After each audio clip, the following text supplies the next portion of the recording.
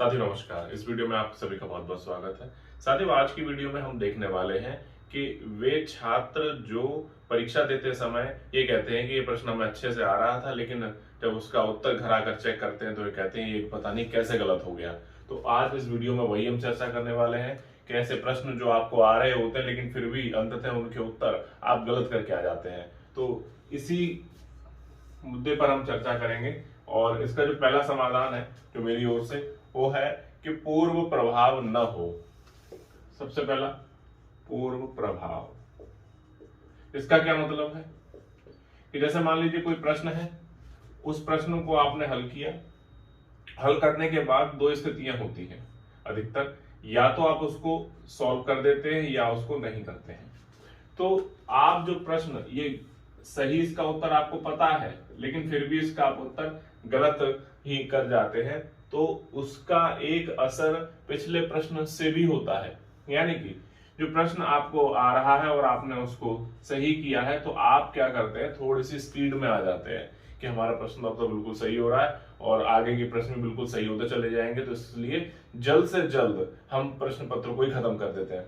तो क्या होता है, आप एक हड़बड़ी में आ जाते हैं, एक जल्दबाजी में आ जाते हैं, एक आत्म मुग्धता की स्थिति में आ जाते हैं और जल्द से जल्द उस प्रश्न पत्र को खत्म करने का सोचते हैं और इसी वजह से आप उस प्रश्न पर अधिक ध्यान नहीं दे पाते और वो आपका प्रश्न गलत हो जाता है। तो इस स्थिति को समझ लीजिए। दूसरी बात है, मान लीजिए कोई प्रश्न आपने पढ़ा और वो आप पर नहीं आया, तो ये भी एक समस्या है कि इस प्रश्न का सीधा सीधा असर दूसरे प्रश्न पे भी पड़ेगा कि आपको यदि वो प्रश्न नहीं आ रहा है तो आप फिर टेंशन में आ जाएंगे, आप पता नहीं कैसे पास होंगे, अब क्या होगा हमारे साथ, क्या रिजल्ट आएगा। तो फिर इसका असर यहाँ पर पड़ने लगेगा और आप लो कॉन्फिडेंस से इस प्रश्न को पढ़ेंगे और फिर आता हुआ प्रश्न भी आपसे गलत हो जाता है। तो ये पहली स्थिति आप स्पष्ट कर लें कि आप पूर्व प्रभाव आपके ऊपर ना हो, यानी कि कोई प्रश्न सही हो रहा है तो उसकी अति प्रशंसा, और दूसरा अगर गलत हो रहा है तो उसके कारण लो कॉन्फिडेंस का असर दूसरे प्रश्न पे नहीं दिखना चाहिए। अब बात करते हैं दूसरे पॉइंट की, दो बार प्रश्न पढ़ें। ये इस तरकीब को मैं खासकर फॉलो करता हूं कि आप यदि कोई प्रश्न आपको दिया हुआ है तो उसको आपको दो बार पढ़ना है। एक बार पढ़िए, दो बार पढ़िए, तीन बार भी पढ़िए, ये देखिए कि आखिर वो क्या पूछ रहा है। और सबसे बड़ी चीज, उस प्रश्न में दिया हुआ नहीं या कोई विलोम शब्द दिया है तो उसका निदान के लिए मैंने एक वीडियो बना रखी है, आप उसको देख लीजिए कि कम समय में तैयारी कैसे करें। और भी मेरी अन्य वीडियो है इन मामलों पे। तो नहीं वाली चीज है या कौन सा एक कारक ऐसा बन जाता है जिससे वो प्रश्न आपको समझ में ही नहीं आता, लेकिन आप ये मान के चलते हैं वो समझ में आ चुका है और उस हिसाब से आप उस प्रश्न का उत्तर देने लग जाते हैं। तो ये मान के चलिए कि आप उस प्रश्न को ढंग से नहीं पढ़ते हैं, जिसके कारण भी समस्या उत्पन्न होती है। अब बात करते हैं तीसरी, विकल्प न देखें। तीसरा बिंदु मेरा मेन ये है कि यदि आपको आता हुआ प्रश्न गलत नहीं करना है तो ये सबसे बड़ी चीज है कि विकल्प न देखें।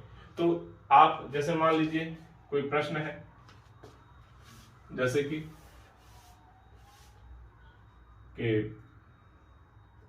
किसने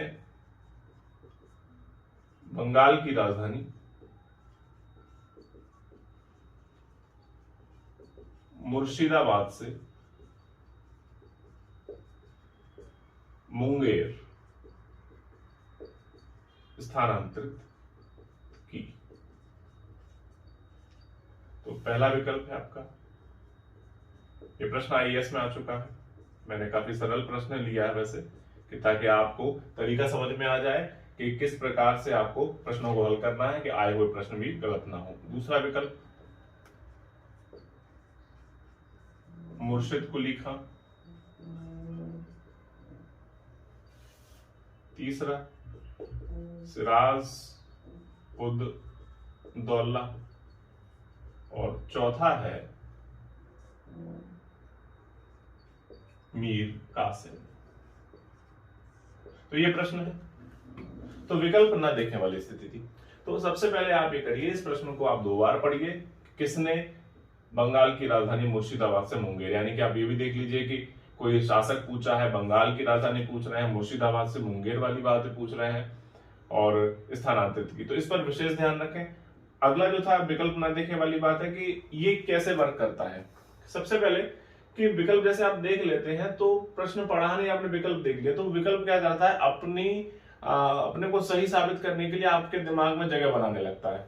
आपने एक बार पढ़ लिया कि अली वर्दी खां ही है, अगर विकल्प में देख लिया तो ये मान के चलिए आपको इसका सही उत्तर जो मीर कासिम है वो कभी नजर नहीं आएगा। तो पहली बार में विकल्प जो आपके दिमाग में छप जाता है, ये यकीन मान के चलिए 80% तक व्यक्ति उसी को ही फिर सही मानने लगता है, जबकि वो जो विकल्प गलत है। तो आप क्या करेंगे, प्रश्न को पढ़ते समय विकल्प को जरा भी नहीं देखेंगे, फिर खुद से सोचेंगे कि आखिर इसका उत्तर क्या हो सकता था। जहां आपने नोट्स पढ़ा है, जो आपके दिमाग पर रुका हुआ है, उस नोट से आप याद करिए इसका विकल्प क्या है। और जब थोड़ा सा याद आने लगे हाँ कुछ ऐसा था, तब आप विकल्प देखें। ये आप गलती ना करें जो एकदम से विकल्प पर आ जाते हैं और विकल्प ही दिमाग में, मुर्शिदाबाद मुंगेर, एक दिमाग में यही आ जाएगा कि नहीं मुर्शिद कुली खां ही था क्योंकि इसमें मुर्शिद लिखा हुआ है। तो बहुत सी चीजें होती हैं जो जिसके लिए बच्चे अपना अपना एक कॉन्सेप्ट बना लेते हैं।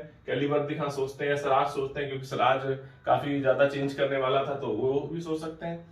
तो ऐसे कोई मिसकॉन्सेप्ट आप ना लेके आए दिमाग में। तो क्या करना है, आपको विकल्प नहीं देखना, आपने दिमाग से सोचना है कि आखिर इसका उत्तर क्या हो सकता था, और फिर जैसे ही आपके दिमाग में कुछ क्लियर होने लगे तब आप विकल्प देखिए, तब आपको ये मीर कासिम जरूर सही लगेगा।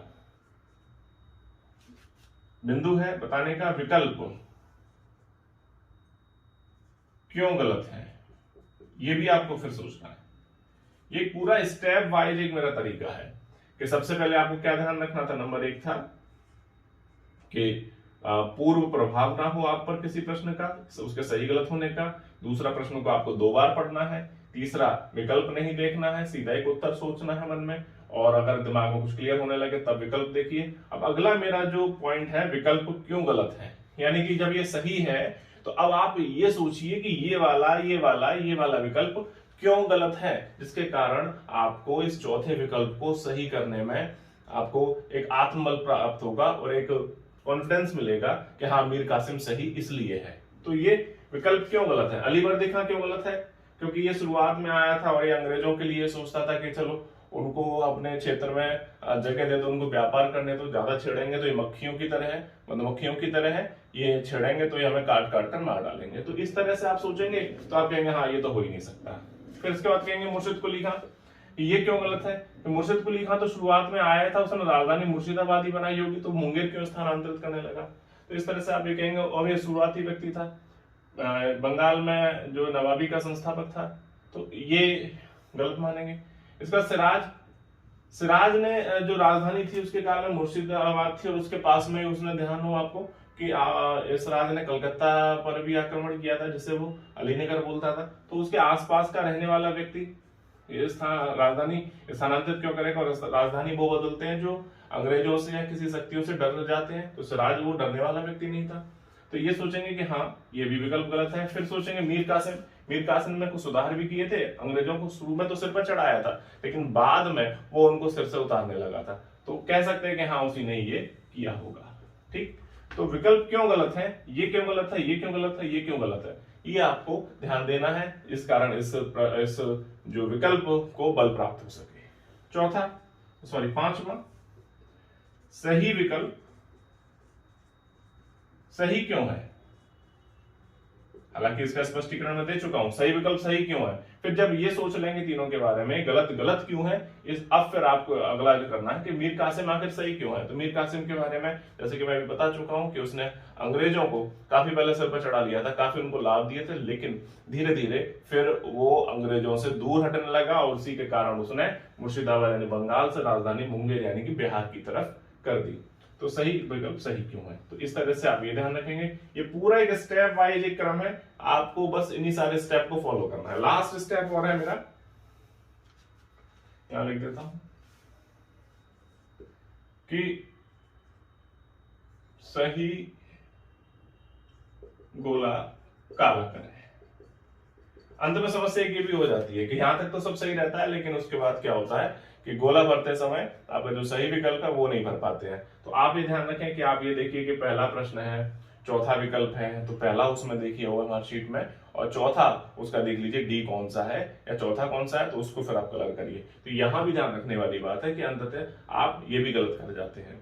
तो ये 5 चीजें हैं, 6 चीजें हैं, इनका आपको विशेष ध्यान रखना है। एक बार फिर से मैं रिवाइज कर दूं, क्या है, पूर्व प्रभाव नहीं होना चाहिए। कोई प्रश्न आपका सही हो गया है तो उसका जो है आपको अति उत्तेजना नहीं होनी चाहिए कि अब तो मेरा सब सही हो जाएगा, मुझे जल्दी जल्दी करना है, तो हड़बड़ी नहीं मचानी है।